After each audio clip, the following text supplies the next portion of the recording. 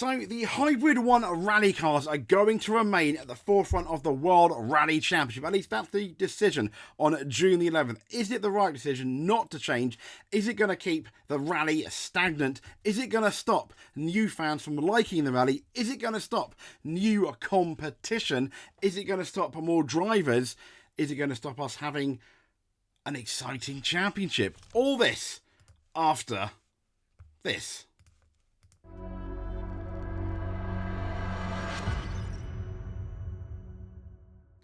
So, a decision has been made. Hybrid-powered Rally 1 cars are going to remain at the forefront of the World Rally Championship. This is for the next two. There you go. 2. You see the fingers?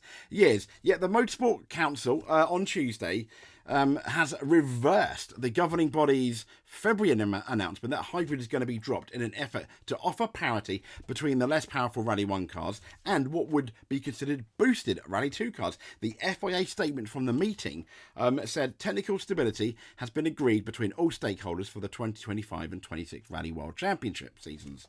The World Rally Council has confirmed that following extensive feedback and discussions, the WRC technical regulations for the Rally 1 and 2 cars will remain unchanged for the next 2 years. The FIA boss, Mohammed Ben Sulayem, said the WRC is hugely important to the FIA. It is the pinnacle of the rally discipline, and I've had a lot of conversations with the manufacturers over the past weeks about its future direction. It is clear now that we all need to have technical stability for the next 2 years, but at the same time, it's important for the FIA that in providing this stability, we receive the same positive commitment from the manufacturers. Now, the WRC promotion manager, Jonas Seibel, has added, as the WRC promoter, this is a hugely important moment for us as we can move forward with unity and consistency over the next 2 years from a technical perspective, while we are investing heavily in new and exciting ways to grow the fan base of the sport to deliver for our fans. And the announcement then, it brings to an end months of debate regarding the short-term future, at least, of the technical regulations for the WRC.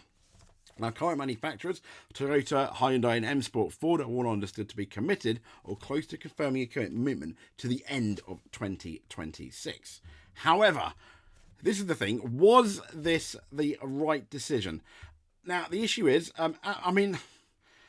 you can look at it more than one way, can't you? Yes, in terms of it's going to keep the manufacturers very, very happy. Absolutely. But, and here's the thing, yes, you'll keep the manufacturers happy. Is it going to keep the fans happy? Because the fans is the reason that rally are there. Without the fans, there's not going to be any rally. But without any manufacturers, there's nothing for the rally to watch. Although, you can make an argument that Rally 2 is far more exciting if you take away the last rally, 0.2 seconds, amazing. But Rally 2 arguably is far more exciting than Rally 1. Dare I say, ERC, the European Rally Championship, is far more exciting overall for the weekend than Rally 1. Why? It has more competition, more drivers, more teams. Yes, it does lack your works teams. It lacks your works Hyundai, your works Toyota, your works Ford. But you take that away, the top echelon, and look at the pure competition, which is entertainment. It is a lot better. Obviously, Rally 2 and obviously ERC is not promoted as much by the FIA and the governing bodies involving the rally, and it should be. That is more exciting, more accessible to more teams. And these new rules would have potentially made rally more accessible to more teams. And instead of having, Formula 1 has 20 people going for the championship. Yeah, I know not everyone can win. Touring cars has about 20, used to be 30. Rally 2 has, let's be fair, way more than Rally 1, and so does the top echelon of the ERC rally. But realistically, in WRC Rally 1, we've only got 6 people that are not even, I wouldn't say gunning for the championship, let's say are eligible for the championship, minus the 20. You got 20 in Formula 1, 20 in touring cars plus more, but only 6 people. I mean, you have the guest stars, for example. You have Macalia, Rovanpera, Ogier, Lappi, so, guest starring. But ultimately, you've only got 6 people for the championship. Only 6 cars, 3 teams. 3 teams. Formula One has 10, which is not that many. I mean, you just look at the entry for IndyCar, 30 cars. You look at the entries for Le Mans. Yes, I know it's the big race. But WEC, they have way more than 6, 3 teams. It's kind of pathetic. And these new rules were going to change that. And even Dirtfish are saying, has the WRC made the right decision to keep Rally 1? And they said the debate opened on the Azerbaijan shores of the Caspian Sea. That always reminds you of the Chronicles of Narnia. And they said, in 6 months, we've gone from Rally 1 to Rally 2 to Rally 2 Plus to Rally 1 minus hybrid, and then back to Rally 1. When Mohammed bin Salem established the WRC working group in December, he wanted Robert Reed and David Richards to go on an exhaustive rummage through every aspect of the sport. They've done just that. They've offered solutions and suggestions, but ultimately the stakeholders decided to do the risk-free version and stay as they are. So, for me, they have voted for boredom in terms of what they could have done. Yeah, and I completely understand that they've invested a lot of money in this hybrid. But the hybrid is the problem. It's the problem in touring cars. It's been the problem in Formula One. It's too expensive. Ergo, a lot of teams, and we're not talking privateer teams. We are talking solid manufacturers. You have to wonder, would manufacturers like Skoda, like Lancia, like I know obviously VW, that like Subaru, Mitsubishi, would they ever think about making a comeback if the sport was less expensive? If, for example, we just use e-fuels, biofuels, sustainable fuels, no, we're going to keep this hybrid. And to the fan, I don't think the fan gives a flying anything about the hybrid, because it doesn't make the cars look spectacular. It's heavy. The cars are heavier. Yeah, the cars, I wouldn't say they unless you compare the two side by side, hybrid, non-hybrid, the cars don't look that much faster. Yeah, they go sideways, but it doesn't look anything more impressive to the outside eye. Is it? Yes, you can make an argument it's road relevant, but then how road relevant is going down the electric route in the future?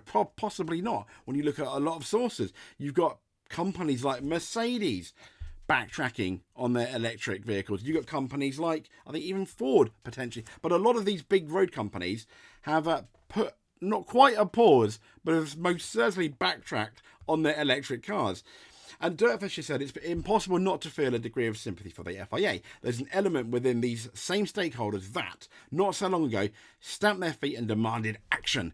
But the FIA just needed to do something, and they did. Something was done. In fact, lots of things were done. There will be more news on the sport regulations changing soon. And of course, promotion of the series has already picked up from the top of the season. Fundamentally, was it the right plan to stay with what they've got? They put Dirt Rally, but yes, in the beginning, I wasn't convinced. I was in favour of the Rally 2 plan, they've said, especially when the simple and seemingly straightforward upgrade kit was suggested, albeit at an entirely unrealistic price of 55,000. Yeah, I thought it was 50. February brought news of a compromise. Hybrid would be gone. Yay! Much to the bewilderment of the parts supplier Compact Dynamics, with whom the stakeholders had signed a contract extension. And also leaving the chat was much of the Rally 1's car aeros and the underhood power. What would be left would be a shadow of Rally 1's former self, Dirtfish is saying, and all of that power and downforce generator control will be heading in the direction of Rally 2. The plan was to converge the two categories, making it less difficult for a privateer to step in and win a round of the World Rally Championship against a factory-level team. I mean, yeah, to a certain extent, yes. Was that ever going to happen? Only one team did its homework properly, Toyota, and they said ahead of the Croatia Rally, Tom Fowler penned revisions to both his GR Yaris Rally 1 and 2, taking from one and giving to the other. The homework was marked, but the results were never really shared much beyond the team admitting for all the fiddling, nothing would change. A factory 1 Rally 1 car would remain beyond the reach of even a well-driven Rally 2. And it was around then that things seriously began to shift for the manufacturers. Yes, they might have asked the FIA to do something, but not this. That was when the almost unthinkable happened and the teams got on the same page. Literally, they're saying, 3 technical departments came together, agreed 100% on something and decided to write to the governing body and tell them.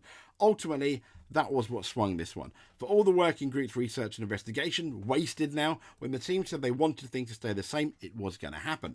I understand. Unless the teams go, there's no rally, but... Rally 2 is more exciting, potentially. But anyway, especially when it was highlighted from the shift from Rally 1 to Rally 2 might or might not go down well with the manufacturer's big cheeses. The author says on Dirtfish, I'm slightly conflicted. I still like the idea of a swashbuckling privateer Yaris Rally 2 driver sweeping Calio Impera to one side of Franco's win. And that was the 1993 San Remo. The fact I had to think so long and hard on this one is a testament to the fact that the works teams don't generally lose at this level. No. But I think if you upgraded them enough for a Rally 2 person to have a chance of, a fighting chance of being competitive, maybe getting on the podium. I mean, I would love the privateer teams to be with a chance to embarrass the works teams. That would be absolutely fantastic. And the wood teams have come to Rally 2. Yes, I think they would. 2+, sorry. Yes, the author says I think they would. Importer teams would have fancied their chances, and it's possible we could have created the glory days of the Intercontinental Rally Challenge. That's nice, but that's second tier. That's not what the World Championship's about.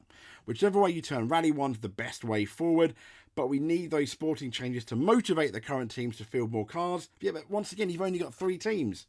That's not rally. That's just a fight between 3 different cars. Do you really, obviously different drivers, but it's a bit, when you compare it to other motorsport, it's boring. And let's not forget, these Rally 1 cars are the fastest and most spectacular Rally 1 cars we've had. Yeah, they might be. But then when I look at footage, for example, of Colin McRae, when I look, Tommy Mackinnon, Alistair McRae, when I'm not thinking these cars are slow, I prefer the Rally 1 cars with the hybrid. No, I do not think that at all. I'm thinking, oh my God, look at the driving skill. They don't look slower or faster. Unless, as I said, you put them side by side. And from that point of view, I don't think the fans care.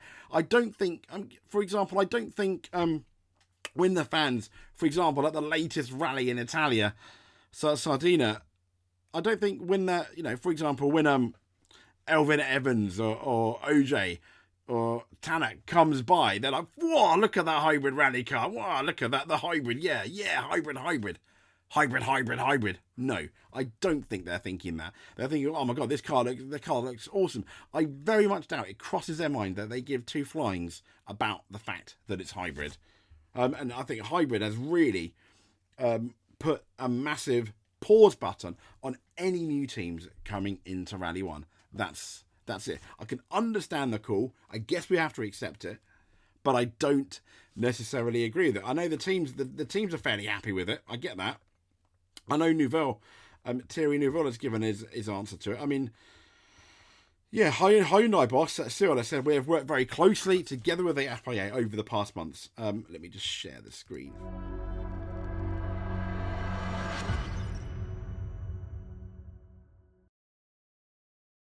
Sorry about that. Let me just share the screen.